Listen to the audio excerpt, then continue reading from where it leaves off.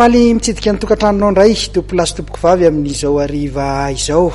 tolotra antsika ny arahaba isa tokantrano ary asaintsika anaraka ny fandarana mahery hatramin'ny farany horesantsika misimisy amin'ity ariva ity ny tolon'ny baolina kitra iresaka ny Barean'i Madagasikara aitsika satria dia zava-dehibe loatra amin'ny tantaran'ny baolina kitra malagasy no vitan'ny pilalaoan'ny Barean'i Madagasikara teo amin'ny fifanitsanana ho an'ny kanina 7-20 izay efa fantatra moa fa dia tafita amin'izany dingan'ny famaranana any Kamerona izany sika na dia mbola manana lalao roa ary hiverenantsika aloha ny zava-nisy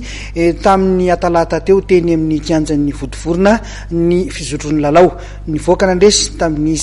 raino oatra isika baolina tafity sinjiva teo amin'ny minitra fa 12 no nitondra ny Madagasikara ho any amin'ny kanina 7-20 hiaraka mitina izay amin'ny tsika pijery amin'ny ity ariva ity ny namana Zakino sy ny tenako izay nanaraka ny lalao teny vodivorona. Tantara tsy azo fafana eo amin'ny baolina kitra malagasy no nitranga tety amin'ny kianjan'ny vodivorona an'io tolakandro satria dia tafita amin'ny dingana famaran'ny kanina ihany ny ekipa pirenena malagasy rehefa niaritra tao anatin'ny taona maromaro tamin'ny alalan'ny baolina tokana tafiditry ny jiva teo amin'ny minitra 12 no nahatafiakatra ny Barea any amin'izany dingana famaranany kanina zany satria tsy ho tratra itsony ao amin'ny dingana ao amin'ny vondrona misy azy tsy maintsy tafiditra ao anatin'ny roa voalohan'ny malagasy nobe nofinofy tanteraka ny nofinofin-dra malagasy Zakino raha ohatra ka hoe samy na nofen'izany na ireo mpilalao ara dia somary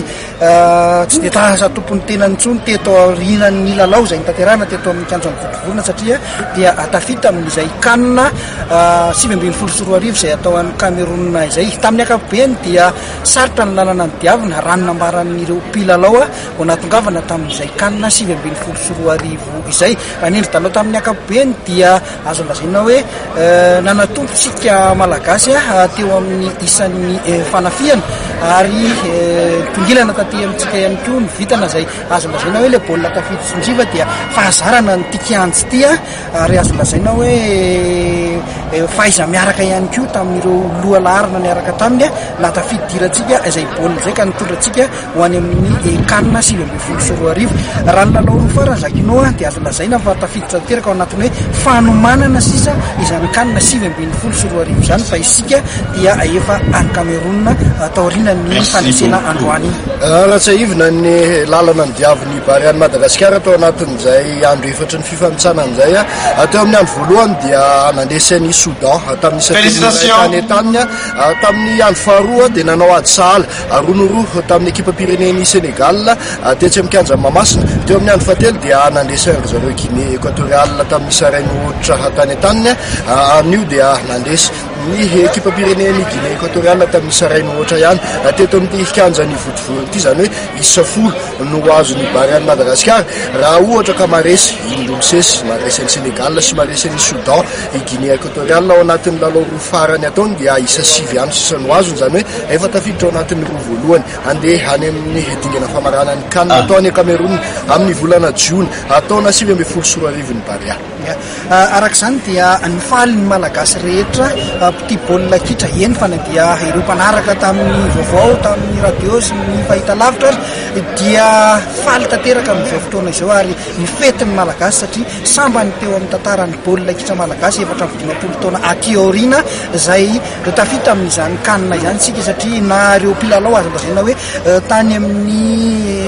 Col de Foot zany Zakino niatrika amin'ny mondial pupille ry bolida ry fivoavy Paulin izay nieritreritra ny hoe zany kanina izany mbola sarotra ho antsika malagasy miverina foana izay fitenenana izay ankehitriny kosa tsy nofinofitsony fa tena izy nitratra ny tanjona nandalo teo ny mpanazatra Peter Snitger tany amin'ny taona 20 ny mpanazatra Tsoa taty amin'ny taona 90 samy nanao ezaka goavana avokoa ary rehefa teo ambaravarana avokoa no raraka ny ekipa pirenena malagasy tamin'izany fotoana izany ankehitriny dia navita ny atao hoe tsy napozy ny mpanazatra Nicolas Dupuis arak'izany dia tsy raharahan'ny fédération malagasy ny baolina kitra intsony na raharahan'ny baolina kitra intsony fa ny malagasy ray manontolo ary anisan'ny mpiaramiako anaty goavana ao anatin'izany Zakino fitoratanjakana izay tokony andray an-tanana tanteraka ny ekipa pirenena malagasy mialohany zay hiatrantsika ny kanina satria tsy moramora ihany koa izany hoe anao kanina izany. Zay mitaty votovorona miarabany Barean'i Madagasikara sy ny malagasy tsy akanavaka tamin'izao dingana goavana izao Jacquinora Kotomanana sy Norbert Kotomalala no napita ny vaovao avy ety votovorona.